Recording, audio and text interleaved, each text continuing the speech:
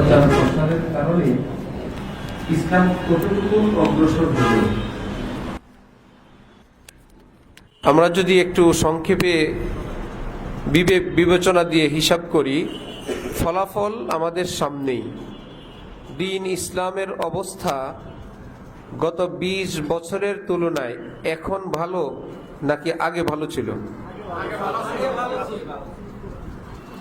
আলেম ওলামাদের প্রতি মানুষের ভক্তি, শ্রদ্ধা, মোহাব্বত এখন বেশি না আগে বেশি ছিল? কি লাভ হলো আমাদের? হারামে কোনো বরকত নাই, আমাদের ক্যালকুলেটরে আছে, বাস্তবে নেই। যেমন কুকুর বাচ্চা দেয় কয়টা করে? 3টা, 4টা, 5টা, আরো কম বেশি দেয়। কেউ জবাই করে না, কেউ খায় না, কোরবানিও নাই, সারা বছরও নাই। সেই হিসাবে কুকুর দিয়ে তো সারা দেশ ভরে যাওয়ার কথা। কোরবানির দিনে যেই পরিমাণ কোরবানি হয়, প্রতিদিন যেই পরিমাণ জবাই হয়, একদম না থাকার কথা। কিন্তু যেটা হারাম এটা কোনো অস্তিত্ব নেই, হালালটা অস্তিত্ব।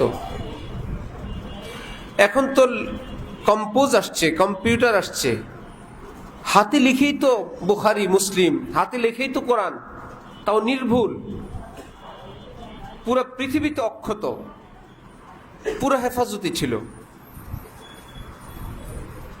যেটা আল্লাহর কাজ, সেখানে বান্দার হস্তক্ষেপ করা ঠিক না। যেমন মানুষ কি খাবে? যেভাবে ঘর বাড়ি হচ্ছে, ফসলি জমিন শেষ হয়ে যাচ্ছে, মানুষ কি খাবে? এরকম একটা চিন্তা আছে না? এই চিন্তাটা তো আমাদের না, এটা তো আল্লাহ। একটা খামাখা চিন্তা, চিন্তাই করবে, গবেষণাই করবে, কোনো ফলাফল নাই।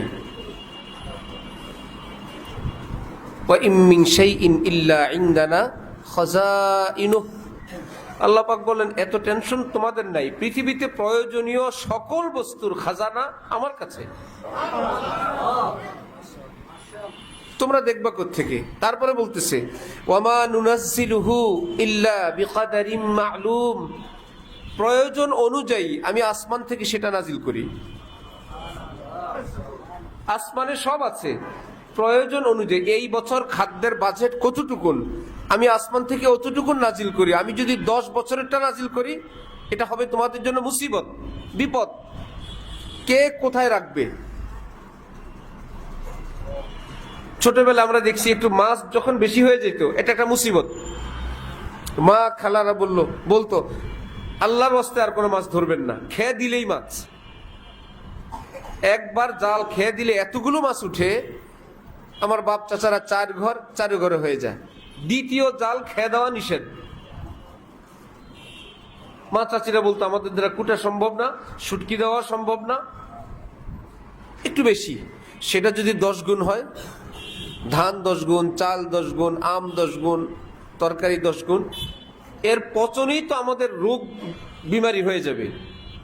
না ফ্রিজে জায়গা, না ঘরে, না গুদামে, না কোথাও। আল্লাহ বলেন, সব আমার কাছে আছে, ঘুরে ফিরে তোমাদের যতটুকুন লাগবে আমি অতটুকুন নাজিল করব, এখনো করি, আগামীতেও করব। এগুলো হলো বাড়তি চিন্তা। আগামী 50 বছর পরে জমি থাকবে না। হযরত আদম আলাইহিস সালাম কি আমাদের সাইজের ছিলেন না? 60 গজ, 60 গজ। সেই সাইজের মানুষ যদি এখন থাকতো, এই ফ্লোরে হইতো? 60 গজ তো স্পেস লাগবে। বাবার হাতটাও তো সেই সাইজের, হাত যদি একটু উপরে উঠাইতো, তাহলে ফ্যানটা আরো কত উপরে লাগবে। আব্বা কি বাসে বসতে পারতেন? প্রাইভেট কারে? কোনো অফিসে? আল্লাহ আগেই জানেন। ডিজাইনটা ঠিক রেখে সাইজটা ছোট করে দিছেন।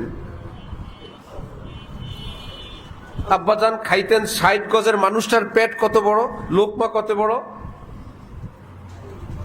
এই দিকে একটু কমায় দিলেন, সেই দিকে 100% 1 একরে যেই ফসলটা হতো আগে, রব্বুল আলামিন সেটাকে কয়েক গুণ করে দিলেন। আগে একবার হইতো, এখন 2 বার, তারপরে 3 বার হয়। আল্লাহ বলেন তোমরা তো এই পর্যন্তই দেখো, আমার কাছে আরো সিস্টেম আছে। আমি পৃথিবীতে নিজে এসে কিছু করব না, আমি আমার কোনো বান্দার মাথায় দিয়ে দিব, সে সেটা আবিষ্কার করবে। তোমরা বলবা বিজ্ঞানী আবিষ্কার করছে, বিজ্ঞানী আবিষ্কার করছে। বিজ্ঞানী আবিষ্কার করে না বিজ্ঞানীর মাথায় আল্লাহ দেন? বিজ্ঞানীকে সৃষ্টি করলো কে? বিজ্ঞানীর মাথায় দিল কে? ফল কি গাছে দেয় না আল্লাহ দেয়? আমরা তো দেখি গাছ দেয়, গাছে ফল ধরে। বলেন যে গাছে এই ফলটা দিছে, আছে কেউ বলার?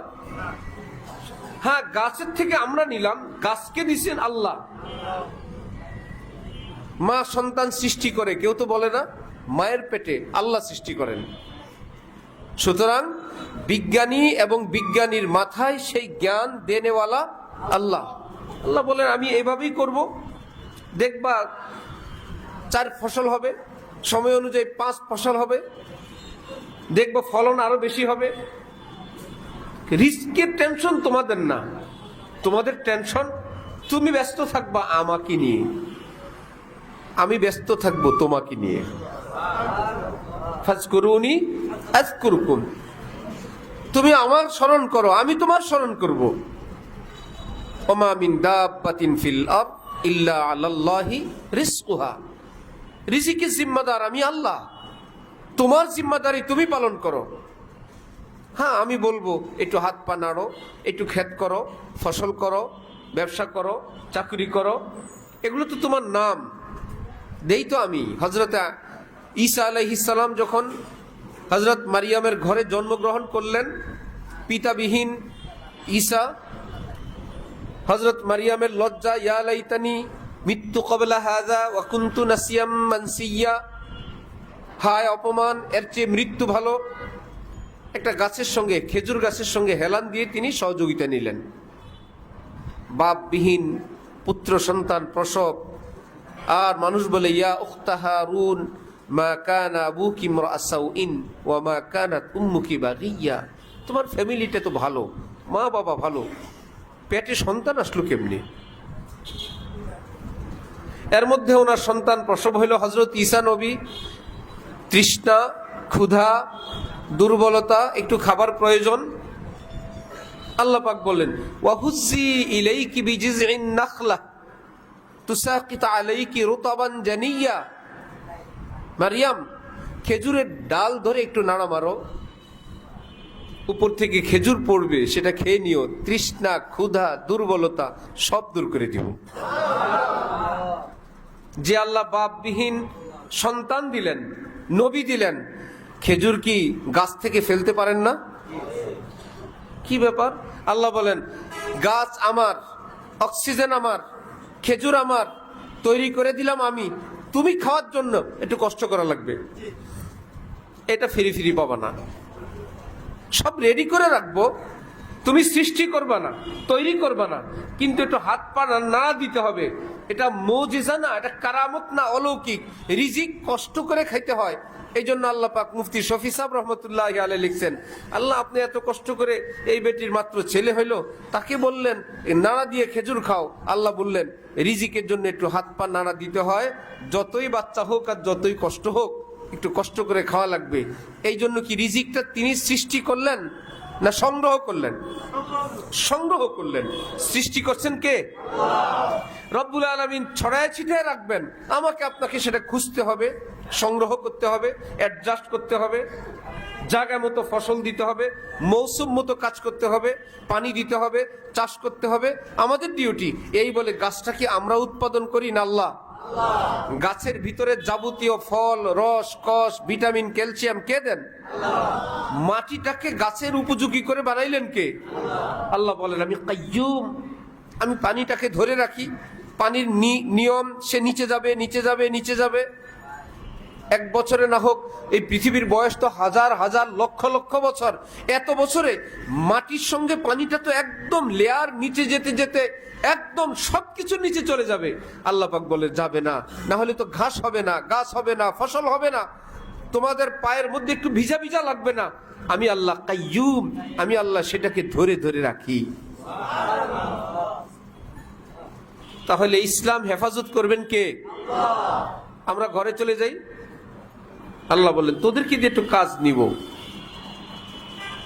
তুমি তোমারটা করো, তুমি তোমারটা করো, তুমি তোমারটা করো, একটু হাত পা নাড়ো, একটু পড়ো, একটু পড়াও, খবরদার আমার ডিউটি তোমার কাছে নিবা না। হাকিমুল উম্মত মুজাদ্দিদ মিল্লাত হযরত মাওলানা শাহ আশরাফ আলী থানভী নওয়ারাল্লাহু মারকাদাহু, ভারতবর্ষের পৃথিবী বিখ্যাত এক মহান মনীষী, এক বুজুর্গ, এক আলেম, আল্লাহওয়ালা। তিনি বলেন আমি প্রতিদিন সকালবেলা তাফসির বয়ানুল কোরআন লিখতে বসি, ফজর পড়ি, পায়চারি করি, ইশরাক পড়ি, বয়ানুল কোরআন লিখতে বসি। একদিন আমার স্ত্রী বাপের বাড়ি যাবেন, আমাকে দায়িত্ব দিলেন মুরগির খোপ খুলে মুরগিকে আপনি খাবার দিয়েন। আমি বললাম ঠিক আছে, দায়িত্ব আমার। স্ত্রী বাবার বাড়িতে, আমি আমার ডিউটিতে, আমি ভুলে গেছি মুরগির ডিউটির কথা। নিয়মিত রুটিন, ফজর, হাঁটাহাঁটি, ইশরাক, বয়ানুল কোরআন লিখতে বসি, দেখি একটা শব্দ মনে আসে না। हम खुदा खाही यो हम दुनियाए दो ই খেয়ালাस्तो মোহালাस्तो জুনু। হযরত বলেন আমি আল্লাহর কাছে 2 রাকাত পড়ে কান্নাকাটি শুরু করলাম, আল্লাহ আশরাফ আলীর উপর আপনি অসন্তুষ্ট, কি কারণ আমি তো বুঝি না, খুঁজে পাই না। হঠাৎ মনে পড়লো, ওফো, ভুলের মধ্যে তো একটাই মনে পড়ে, মুরগির খাবারের দায়িত্ব ছিল আমার, খাবার তো দেয়া হয় নাই।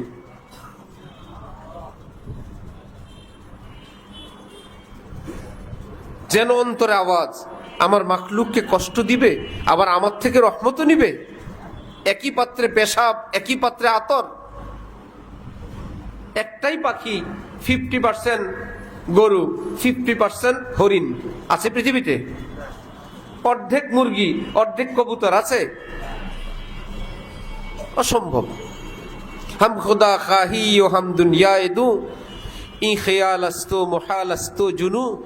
আমার মাখলুককে কষ্ট দিবে, আমার থেকে রহমত নিবে, অসম্ভব। হযরত থানভী উঠলেন, মুরগির খোপ খুলে খাবার দিলেন, বলেন মুরগি খাবার খায়, আমার অন্তরের অন্ধকার দূর হয়ে যায়।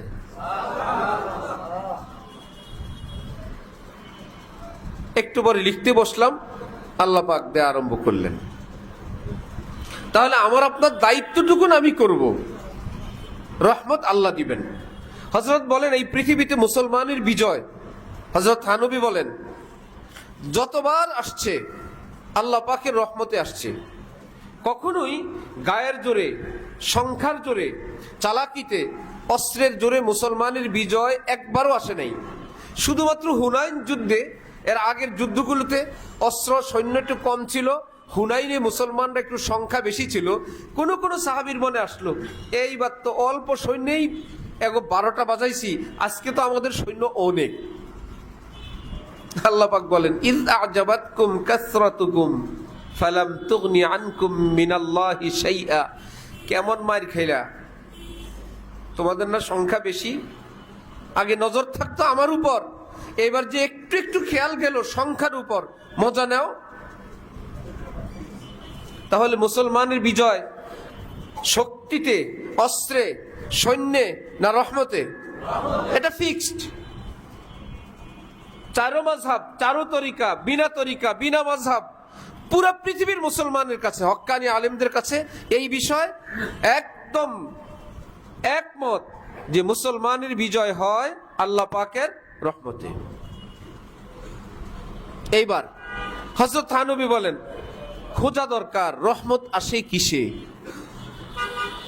বিজয় আসবে রহমতে, রহমত আসবে কিভাবে এটা বের করা দরকার। হযরত বলেন রহমত আসার তরিকা একটা, সেটা হলো আল্লাহ পাকের হুকুম মানা, আল্লাহ পাকের ইতাআত করা, আল্লাহ পাকের বন্দিগি করা, ইয়্যাকা না'বুদু ওয়া ইয়্যাকা নাস্তাঈনের ওয়াদা ঠিক রাখা। রাকাতে রাকাতে বলো ইয়্যাকা না'বুদ, নামাজ তোমার মেরাজ, সেই মেরাজের ভিতরে গিয়ে বলো ইয়্যাকা না'বুদ, আমি আপনারই গোলামি করি। এক বুজুর্গ গোলাম খরিদ করলেন, জিজ্ঞেস করলেন বেটা তোমার নাম কি হবে? গোলাম বলল, সরি, লজ্জা দিবেন না, আমাদের গোলামদের কোনো নাম হয় না, মালিক যে নামে ডাকে সেটাই আমাদের নাম। তাহলে কি পোশাক তোমার পরতে অভ্যস্ত? বললেন, মালিক জাহাপানা, আমাদের নির্ধারিত কোনো পোশাক হয় না, মালিক যেটা পরায় আমরা সেটাই পরি। তাহলে কি খাবার তোমার পছন্দ? বললেন, একই অবস্থা, মালিক আমাদেরকে খুশি হয়ে যা দেন আমরা সেটাই খাই। বেহুশ হয়ে গেলেন মালিক, খুশি আসলেন, বললেন, যাও, আল্লাহর জন্য তোমাকে আমি আজাদ করে দিলাম। এত কষ্ট করে টাকা দিয়ে আপনি আমাকে ক্রয় করলেন, আবার আজাদ করে দিলেন, কোনো বেয়াদবি, ভুল?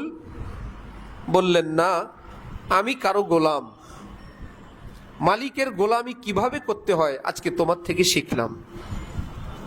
তুমি তো টেম্পোরারি, অস্থায়ী গোলাম। এই পৃথিবীর গোলাম আজাদ হইতে পারে, মালিক থেকে মুক্ত হইতে পারে।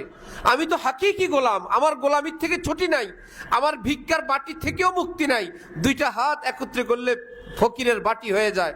আল্লাহ পাক বলেন, আমার দরবারও খোলা, বাটিও সাথে দিলাম, এই বাটির থেকে তোমার ছুটি নাই। এইরকম ফিক্সড গোলাম, আল্লাহুল গানিয়্যু ওয়া আনতুমুল ফুকারা। আমার মালিকের গোলামি কিভাবে করতে হয় আমার কোনো সিদ্ধান্ত নাই, আমার কোনো রুচি নাই, আমার কোনো পছন্দ নাই। মালিকের সিদ্ধান্ত, রুচি, পছন্দই আমার। এটা আজকে তোমার থেকে শিখলাম, এই জন্য খুশিতে তোমাকে আজাদ করে দিলাম।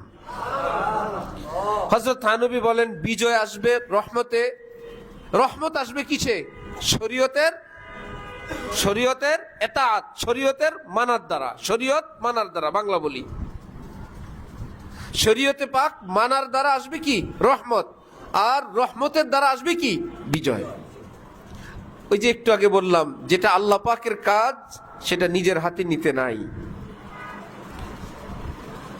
আজকের পৃথিবীতে অত্যাধুনিক অস্ত্র, মেশিনারিজ, স্যাটেলাইট আমাদের হাতে না কাফের হাতে? কাফের হাতে না? আমরা অনেক চেষ্টা করতেছি অস্ত্র কিনবো। আমি একজন গুরুত্বপূর্ণ ব্যক্তির কাছে সংবাদ পেলাম, আমাদের দেশের কাছে বিভিন্ন দেশ অনেক ধরনের অস্ত্র শস্ত্র বিক্রি করছে, সেটাকে ফুটানোর জন্য যে গোলা বারুদ দরকার ওটা দেয় নাই।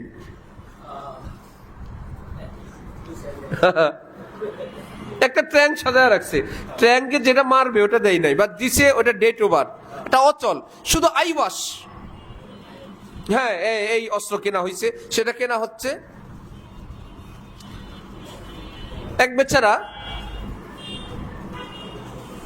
এই মজলিসে আছে, পটুয়াখালীর থেকে একটা এক্সরে রিপোর্ট নিয়ে আসছে। আমি রিপোর্টের মধ্যে দেখি একদম এই মাথা ওই মাথা দাগ, ভাঙ্গা হাতের দাগ বা কোনো অঙ্গের। সে আমাকে বলল, হুজুর, এটা কিন্তু কোনো অঙ্গের ভাঙ্গার দাগ না, এটা মেশিনে একটু ডিস্টার্ব, যেই এক্সরে করে এই বরাবর ভাঙ্গা উঠে।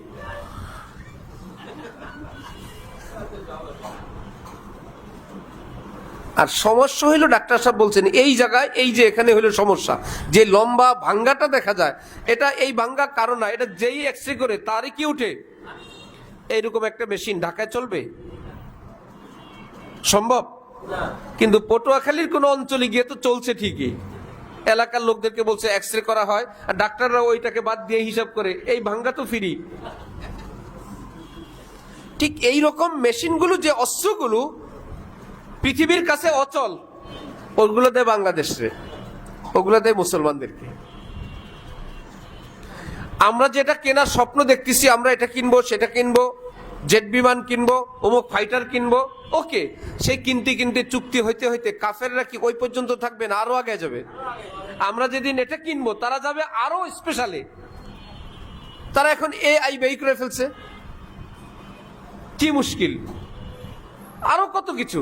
তো আমরা যত দৌড়াবো তারা দুনিয়ার দিক থেকে আরো আগে, আরো অ্যাডভান্স। এতে কাজ হবে না, যেহেতু দুনিয়া, আগেই বলছি, আইদ্দু লাকুম মাসতাতাতুম মিন কুওয়া, যতটুকুন সম্ভব নেও, সংগ্রহ করো, ট্রেনিং দাও, সৈন্য রাখো, ক্যান্টনমেন্ট বানাও, সব ঠিক আছে, কিন্তু আকীদত থাকবে, বিশ্বাস থাকবে মুসলমানের বিজয় অস্ত্রে, শক্তিতে না আল্লাহর রহমতে। এইবার মুসলমান রহমত খোঁজো, রহমত আনা যায় কিভাবে?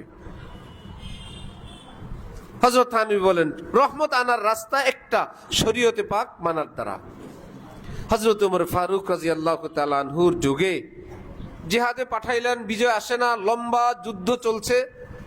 সেখান থেকে আমির সাহেব হযরত ওমরের নিকট বললেন, আরো কিছু সৈন্য দিলে ভালো হয়, আমরা তো কোনোভাবেই বিজয় অর্জন করতে পারলাম না। হযরত ওমর বললেন, ওহো, তাহলে বিজয় সৈন্যরা আনে না,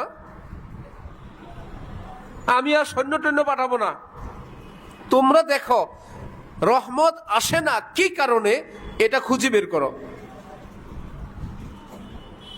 জিবরিল আমিন আসবেন নবীজির কাছে, আসে না, বড় মুশকিল।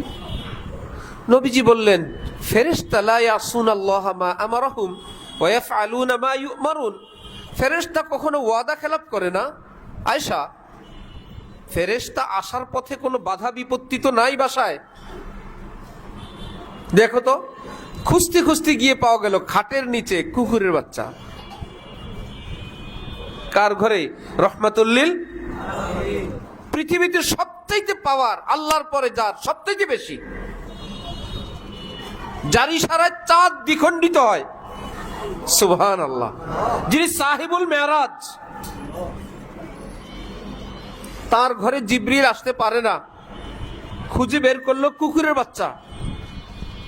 জলদি জলদি বের করো তো, আর দেখি তো কি ব্যাপার। একটু পরে জিবরিল হাজির। নবীজি বললেন, মা মানাআকা আন তাজুরুনা আকসারা মিম্মা তাজুরুনা। জিবরিল, আগে আসতে সমস্যা কি ছিল? ওয়াদা ছিল আগে আসবেন, এত বিলম্ব? জিবরিল বলল, নাহনু জামাআতুল মালাইকা লা নাদখুলু বাইতান ফীহি কালবুন আও সূরা। আমরা ফেরেশতাদের কিছু নীতিমালা আছে, যেই ঘরে কুকুর, কোন প্রাণীর ছবি, কোন জিনাকার থাকে, সে গোসল করে তওবা করার আগ পর্যন্ত আমরা সেই ঘরে প্রবেশ করতে পারি না। এত পাওয়ারফুল জিবরিল, এত পাওয়ারফুল পয়গম্বরের ঘরে আসতে পারেন না। প্রকাশ্যে কোনো বিষয় না, গোপনে কুকুর, গোপনে অনিচ্ছাকৃত কুকুর আসে না, বের করে দেওয়ার সাথে সাথে আসছে। নবীজি জোর করে তো আনতে পারলেন না, জিবরিল জোর করে তো আসতে পারলো না। হযরত ওমর বললেন, কোনো সৈন্য দেওয়া হবে না, তোমরা তোমাদের ভুল বিচ্যুতি খুঁজে বের করো, রহমত আসে না কেন? সাহাবায়ে কেরাম বললেন, আমরা তো এমন কোনো ভুল বিচ্যুতি করি না। যারা ইসলামের স্বার্থগুলোকে খুব অবমূল্যায়ন করেন, দাড়ি, আপনারা দাড়ি নিয়ে বাড়াবাড়ি করেন, পোশাক এটা নিয়ে বাড়াবাড়ি করেন, পর্দা এটা নিয়ে বাড়াবাড়ি করেন, এখন নির্বাচন আসছে একটু গান বাজাইলে কি সমস্যা? হ্যাঁ, নেত্রী মারা গেছে, সারা দেশে নেত্রীর রুহের মাগফিরাতের জন্য সারা দেশে পোস্টার ছাপছে নেত্রীর জোয়ানকালের ছবি দিয়ে। কবরে কি সওয়াব গেছে না গুনাহ গেছে? জোর করে পাঠিয়ে দিবেন সওয়াব, নিজে গিয়ে দিয়ে আসবেন? একটা বয়স্কা নারীর মৃত্যু হইলো, তার যৌবনকালের ছবি দিয়ে ওনার রুহের মাগফিরাত কামনা করেন। মনে হয় যেন আল্লাহর রহমতেও রাজনীতি চলে, আসমানেও রাজনীতি চলে। জোর রা বুগজার জারি রা বেগির রহম সোয়ে জারি আয়াত আই ফকির। শক্তির বহরা ছাড়ো, জোর ছাড়ো, জারি ধরো, কান্নাকাটি ধরো, চোখের কোনায় একটু পানি দেখলে আল্লাহ পাক ওই চেহারার উপর জাহান্নাম হারাম করে দেন। যেটা করার সেটা করো।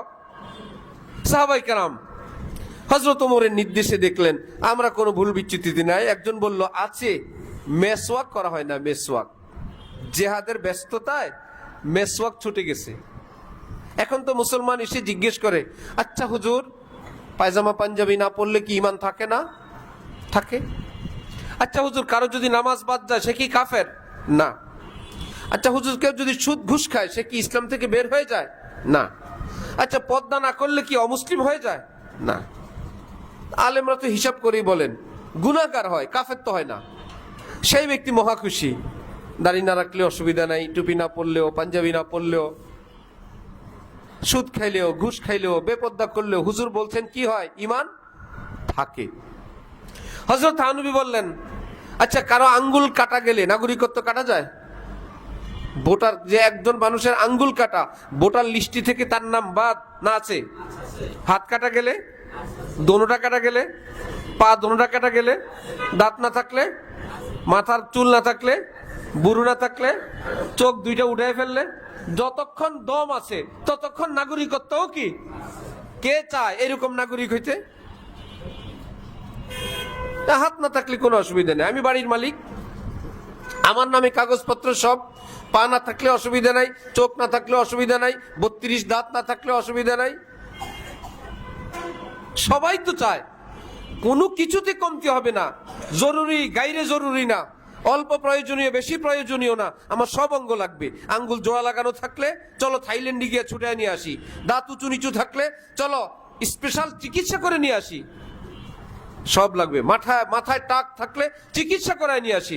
এখানে আমার সম্পূর্ণটা চাই। ইসলামের ক্ষেত্রে কেউ যদি বলে এটা ইসলাম, আপনারা বাড়াবাড়ি করেন, আমরা বাড়াবাড়ি করি? তুমি ছাড়াছাড়ি করো এতে অপরাধ নাই, তুমি কমাকমি করো এতে অপরাধ নাই। আমরা নবীর সুন্নতের কথা বলি, আমাদের নাম কি? বাড়াবাড়ি। ওয়াহ, কি ফাইন সিস্টেম! সুন্নত বাড়াবাড়ি, মুস্তাহাব বাড়াবাড়ি, দাড়ি বাড়াবাড়ি, পায়জামা পাঞ্জাবি সুন্নতি লেবাস বাড়াবাড়ি, টাকনুর উপরে টাকনুর নিচে পোশাক পরা নিষেধ, এটাও বাড়াবাড়ি, পর্দার কথা বাড়াবাড়ি। ও ফো, এটাও একটা ইসলাম? এই ইসলামের পয়গাম্বর সাহেব কে তাহলে? আমাদের পয়গাম্বর তো বলছেন এটা ইসলাম, একটা সুন্দর মাথা থেকে পা পর্যন্ত যেটা দেখলেই বোঝা যায়। হাকিমুল উম্মত থানবী বলেন কোন ধর্ম কোথাও থাকে না, কিছু নীতিমালা থাকে গ্রন্থে, কিতাবে, ধর্মীয় পুস্তকে, কিন্তু মানুষ কিভাবে বুঝবে এই ধর্মের কার্যকলাপগুলো কেমন? থিওরি তো থিওরি, আগুনের কথা বইয়ে লেখা আছে, এটা কি আগুন? আগুনের বৈশিষ্ট্য যদি বইয়ে লেখা থাকে সেটা কি আগুন? আগুনের ছবি কি আগুন? আগুনের ভিডিও কি আগুন? কারণ ছবি ভিডিও তো গরম নাই, হিট নাই। আগুনের অরিজিনাল পরিচয় তুমি দেখাইতে পারবে না, বাস্তব আগুন নিয়ে আসো, এইটা আগুন, ধোঁয়া আছে, হিট আছে, তাপ আছে, ইত্যাদি আছে। ঠিক ইসলামের কিছু থিওরি বই পুস্তক কিতাবে আছে, এটা তো ইসলাম না, ইসলামের নাম। আমি কাগজে লিখলাম জায়েদ, এটা কি জায়েদ না জায়েদের নাম? আমি কাগজে লিখলাম জায়েদ। আব্দুল্লাহ, এটা কি আব্দুল্লাহ না আব্দুল্লাহর নাম? এই কাগজ যদি কেউ বাড়িতে নিয়ে আগে বলে আব্দুল্লাহরে নিয়ে আসছি, কাগজে লেখা আব্দুল্লাহ, আব্দুল্লাহ লেখা কাগজ বাড়িতে নিয়ে বলে আলহামদুলিল্লাহ আব্দুল্লাহরে নিয়ে আসছি বাসায়, আব্দুল্লাহ নিল না নাম নিল? ইসলামের কিছু থিওরি নীতিমালা যেটা কোরআন হাদিসে লেখা আছে, এটা তো নাম, এটার বাস্তব রূপ আরেকটা জিনিস। এই তো নামাজ, উজু, পবিত্রতা, এটা তো বই কিতাবের মধ্যে নিয়মগুলো আছে, কিন্তু দেহটা তো নাই। এই রুকুটার এই দৃশ্য এটা তো নাই, এটার বাস্তবতা তো নাই। হযরত থানবী বলেন কোন ধর্ম কেমন এটা বুঝার জন্য একটা পলিসি করি। প্রত্যেক ধর্মের লোকেরা আপনার ধর্ম মানে ধর্ম অনুযায়ী তার ড্রেস, চেহারা, পোশাক এবং চাল চলন আচরণ 10 জন করে নিয়ে আসেন, সব ধর্মের লোকেরা, হিন্দু, বৌদ্ধ, খ্রিস্টান, অন্যান্য ইহুদি ধর্মের লোকেরা। আমরা আমাদের 10 জন, বড়পীর জিলানি, খাজা মঈনুদ্দিন চিশতি, ইমাম গাজালি, হাসান বসরিকে দিন লেবাসে আমরা 10 জনকে নিয়ে আসবো। এইবার ইনসাফের সঙ্গে এক নজর তাকায় বলেন তো কাকে বেশি সুন্দর লাগে? যাকে সুন্দর লাগে তার ধর্মীয় লেবাস এবং আচার আচরণেই তো সুন্দর লাগে, বোঝা গেল সেই ধর্মই বেশি সুন্দর। এত কিছু আমরা পাবো কই? এত ধর্মের লোক আসবে কই? আপনার বাসায় ছোট্ট একটা বাবু আছে, সুন্দর ফুটফুটে, তাকে একবার শার্ট প্যান্ট টাই পরান, এক নজর দেখেন, আরেকবার তাকে সুন্নতি লেবাস পরান, একটা টুপি পরান, আরেক নজর দেখেন। এবার বিবেককে জিজ্ঞেস করেন কোনটা সুন্দর লাগে। ছোট্ট একটা মেয়ে বাবু আছে, কোন নায়ক নায়িকা নর্তকীর অসুন্দর অশ্লীল পোশাক তাকে পরান, এইবার তাকে হাতাওয়ালা একটা জামা, সুন্দর একটা ঢিলা ঢালা পায়জামা, সুন্দর একটা হিজাব পরান, দেখেন তো কোন ড্রেস বেশি সুন্দর লাগে। অন্তর সাক্ষী দিবে ইসলামী লেবাস বেশি সুন্দর লাগে। অল্প সুন্দর না, অনেক সুন্দর, অনেক সুন্দর লাগে। যে ফরক তাবা কদম হর কুজা কে মিনে গরম কেরেশমা দামানি দিল মি কাশত কে যা ইজাজ। হে আল্লাহ, আপনার দিন এত সুন্দর, আমি যেই অঙ্গের দিকে তাকাই মন চায় জীবনকে উৎসর্গ করে দেয় ইসলামের সেই অঙ্গের উপর।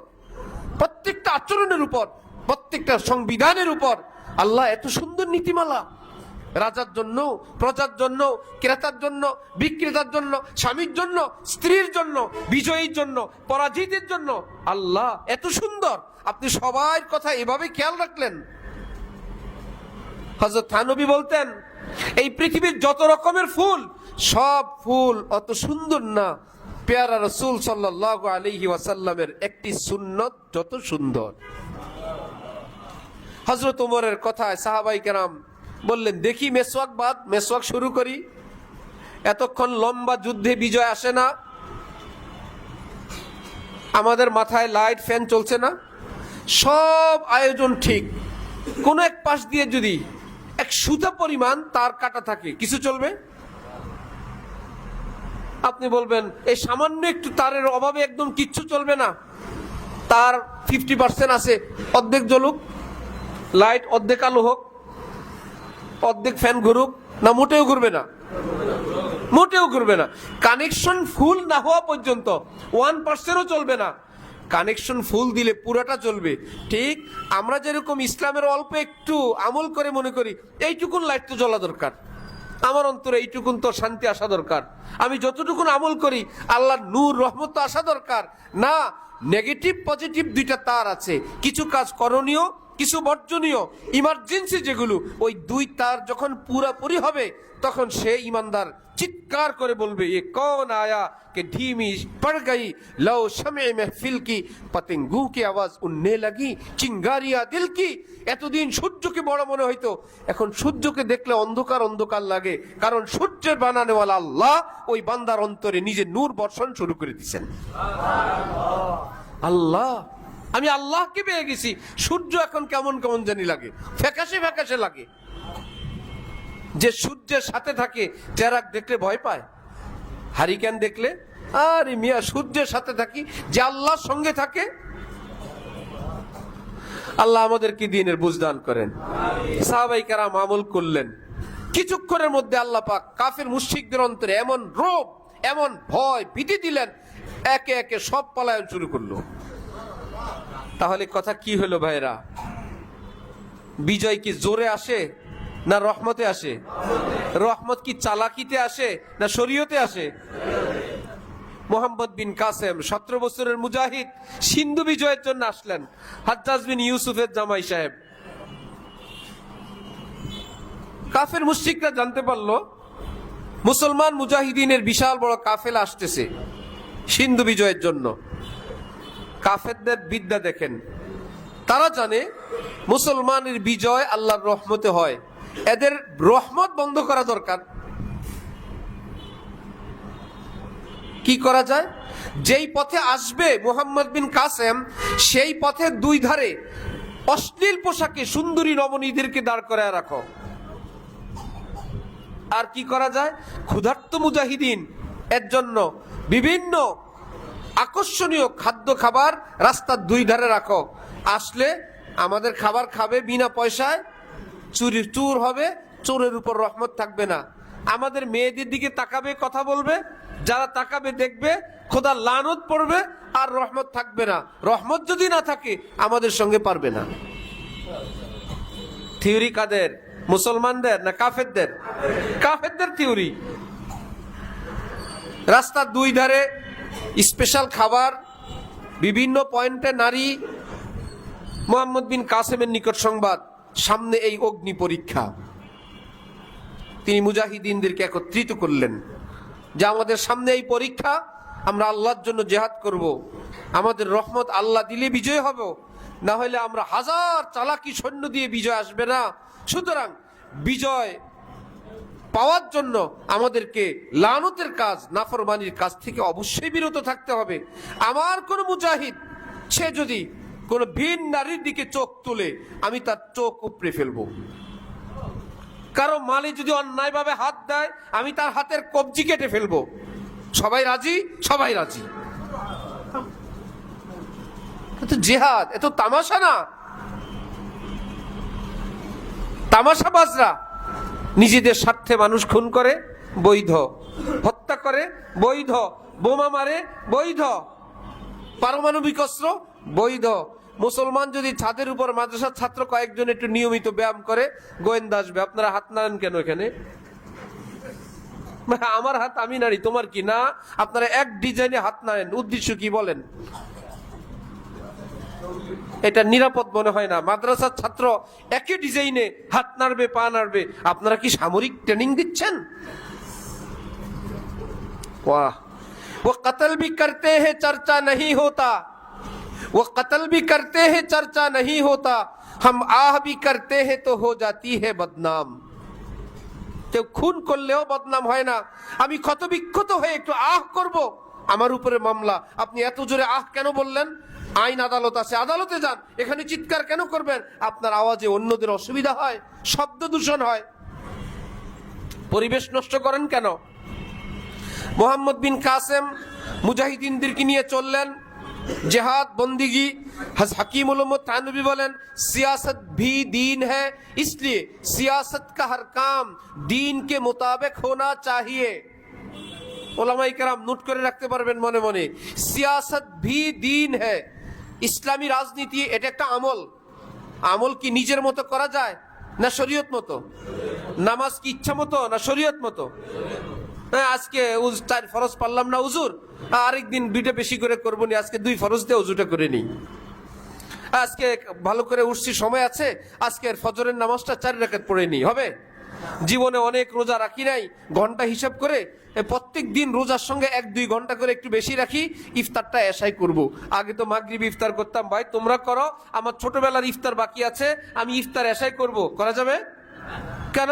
এটা ইবাদত, এটা মাবুদের পদ্ধতিতে করতে হবে। তুমি আবেদ, ওই যে গোলামের কথায় চলবে না, মালিকের কথায় চলবে। सियासत भी दीन है, इसलिए सियासत का हर काम दीन के मुताबिक होना चाहिए। তখনই আল্লাহর রহমত আসবে। মোহাম্মদ বিন কাসেমের মুজাহিদ বাহিনী রওনা। কাফের মুশরিকদের গোয়েন্দারা রেডি, দেখি তো খাই কিনা, চুরি করে কিনা, নর্তকীদের পালায় পড়ে কিনা। দেখে কেউ না। কুল্লিল মুমিনিনা ইয়াগুযু মিন আবসারিহিম ওয়া ইয়াহফাযু ফুরুজাহুম যালিকা আজকা লাহুম। সব মাথা নিচের দিকে, ক্ষুধার্ত মুজাহিদ এক আল্লাহর সন্তুষ্টির জন্য রওনা। পিছন দিক থেকে গোয়েন্দারা গিয়া কাফেরদেরকে বলল, এরা একজনও চোখ তোলে নাই, একজনও খাবারে হাত দেয় নাই। মুশরিকরা, কাফেররা, সব লিডাররা একত্রিত হয়ে বলল, যেই মানুষের চরিত্র এমন, এদের সঙ্গে কখনো যুদ্ধ করে বিজয় আনা যাবে না। এরা সাধারণ মানুষরা, এরা খোদাই দূত। চলো, হাত উঁচু করে বলল, হে মোহাম্মদ বিন কাসেম, যুদ্ধ করা লাগবে না, আমরা তোমাদের ধর্মে যোগ দিচ্ছি। লা ইলাহা ইল্লাল্লাহ মুহাম্মাদুর রাসূলুল্লাহ। আপনার আমার বিজয়ের অপেক্ষায় কিসের? ইবাদত বন্দেগী দিয়ে না চালাকি দিয়ে? আমরা চেষ্টা করতেছি কোনটা দিয়ে? হবে না, হবে না। হযরত ইউসুফ বিন নুরি পাকিস্তান সরকারকে বললেন, কাদিয়ানীদেরকে আপনারা কাফের ঘোষণা দেন। সেই সময়ের হুকুমত বলল, এটা একটা গণতান্ত্রিক দেশ, একটা জনগণকে আপনারা বুঝান। জনগণ যদি দাবি তোলে আমরা দিব। আপনারা রেডিওতে টেলিভিশনে যান, জনগণকে উদ্বুদ্ধ করেন, বিষয়টা বুঝান। হযরত ইউসুফ বিন নুরি বললেন, আমি রেডিওতে যাব, টেলিভিশনে যাব না। এত বুঝাইতে পারবো না, টেলিভিশনে গিয়েও বুঝাবো, আমি সেখানে যাব না, আমি রেডিওতে যাব। যতটুকু সাধ্যে সামর্থ্যে আছে অতটুকুন করব। এখানে কে আছেন? মক্কা শরীফ গেছেন কে কে? হজ উমরা করলেন কে কে? হাত উঠান। মাশাআল্লাহ, হাত নামান।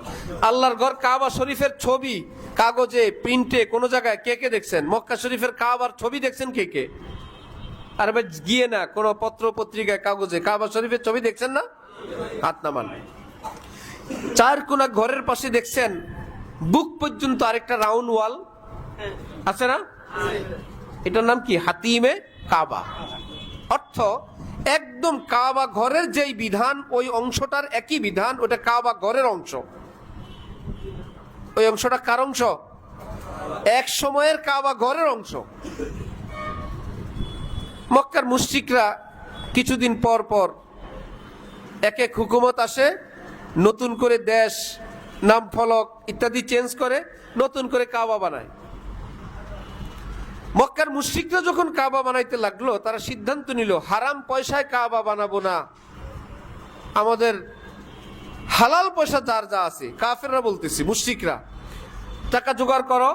টাকা জোগাড় করে যেই টাকা হলো এই ঘরটুকুন নির্মাণ করতে পারছে, বাকিটুকুন এই ওয়াল করতে পারছে, আর টাকা নাই। টাকা নাই না হালাল টাকা নাই? হালাল টাকা নাই, টাকা আছে। বললো আল্লাহর ঘরে হারাম টাকা লাগাবো না, আমরা যতটুকুন পারবো করবো, না পারলে নাই।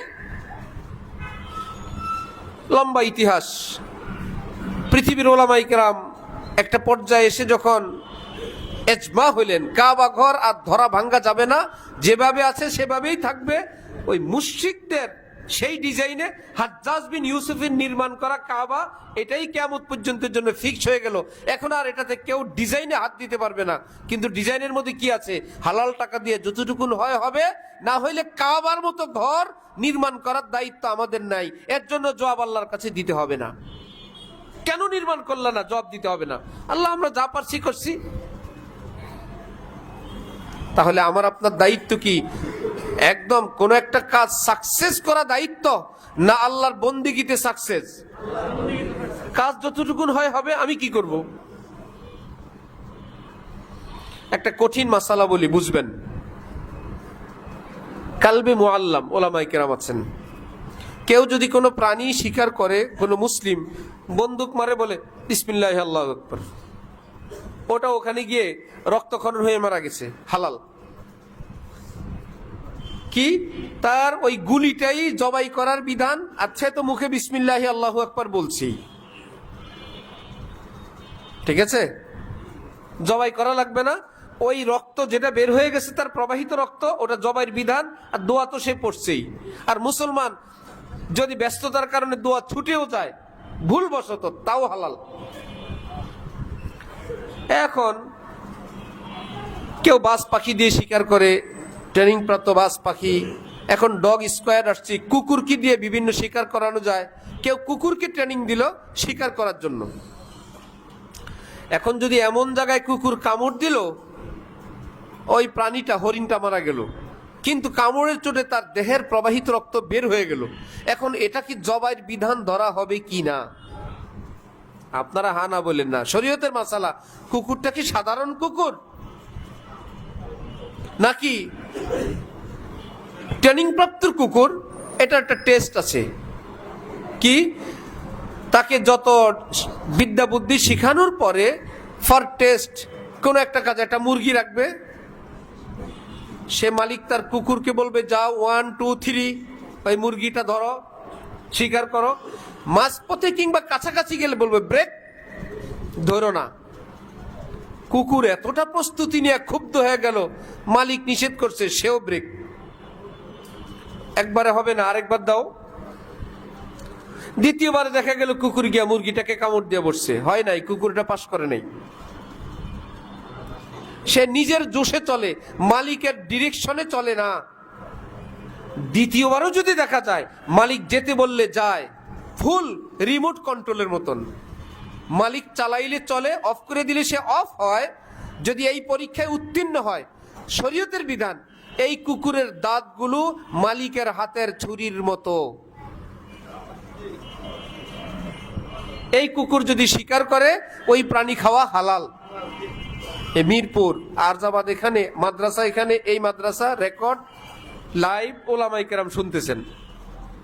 ওই কুকুরের শিকার করা প্রাণী খাওয়া কি হালাল, কারণ এটা নরমাল কুকুর না, এটা ট্রেনিং প্রাপ্ত কুকুর। এবার বলেন, আমরা ওই কুকুরের মতো হইতে পারছি কিনা? হ্যাঁ, ভদ্র ফ্যামিলির ছেলেদেরকে আমরা কি বলে দেই? কেউ কিছু দিলে নিবা না, টাকা দেখ, চিপস দেখ, চকলেট দেখ, নিবা না। বাচ্চা আপনার আমার হাতে আঙ্গুল ধরা, এর মধ্যে আমাদের কোনো পরিচিত লোক তার পছন্দের কিছু দিতে চায়, যেটা সে পছন্দ। এখন ভদ্র ফ্যামিলির লোকেরা কি করে? বাচ্চাগুলো চুপে চুপে বাবার চোখের দিকে তাকায়। তার কি মনে চায় না? তার মনে চায়, কিন্তু বাবার নিষেধ। যদি দেখে বাবার চোখ লাল, সে হাত আরো শক্ত করে বন্ধ করে, জীবন যায় যাক, হাজার মনে চায় চাক, আব্বার নিষেধ, নিলে খবর আছে। যদি বাবা একটু সিগন্যাল দেয়, নেও, এটা আঙ্কেলের, তোমার মামা, এটা হুজুর, নিতে পারবা, তাহলে বাচ্চা হাতের মুঠ খুলে দেয়। আমরা কি ওই ছোট্ট শিশুর মতো হইতে পারলাম? যেটা আমাদের মনে চায় আমরা সেটাই করি। বাচ্চা তো আব্বার দিকে তাকায়, আমরা তো রব্বার দিকে দেখবো। রব্বা, এটা করতে পারবো? শরীয়তে পাক এটা কি করতে পারবো? না, আমার জোশে উঠছে, আমি করবই, যা হওয়ার হবে। আমি এটা শেষ করেই ছাড়বো, যা হওয়ার হবে। কাবা নির্মাণ করেই ছাড়বো, হালাল হোক আর হারাম হোক। মাহফিলের জন্য এলাকা থেকে টাকা উঠাবে, কারে নিয়ে যায়? যারে দেখলে ভয়ে টাকা দেয়। মাহফিলের জন্য হোক, মসজিদের জন্য, মাদ্রাসার জন্য, শহরে কম থাকলেও গ্রামে আছে, এমন বেচারাকে সাথে নিয়ে যায়, একটু বাজার থেকে টাকা উঠাবো। এখন ওই বেটারে দেখলে বিক্রি হয়েছে 300, ভয়ে দেয় 500। লা ইয়াহিল্লু মালু ইমরিইন মুসলিমিন ইল্লা বিতিবি নাফসি, আন্তরিক সন্তুষ্টি ব্যতীত মুমিনের মাল হালাল না। আল্লাহ আমাদের কি দিনের সহি বুঝ দান করেন। বিনা খুতবায় বয়ান শেষ হয়ে গেছে। তাহলে কথার খোলাসা হলো, আমাদের বিজয় আসবে আল্লাহর রহমতে, রহমত আসবে শরীয়ত মানার দ্বারা। চেষ্টা করবো ইনশাআল্লাহ। চোখের পানির দাম অনেক বিশাল, চোখের পানি দিয়ে বন্দিগি করে দেশের জন্য, সমাজের জন্য দোয়া করব। আল্লাহ আমাদের দেশের জন্য, সমাজের জন্য, পরিবারের জন্য রহমতের ফয়সালা করেন। ওয়া আখিরু দাওয়ানা আলহামদুলিল্লাহি রাব্বিল আলামিন।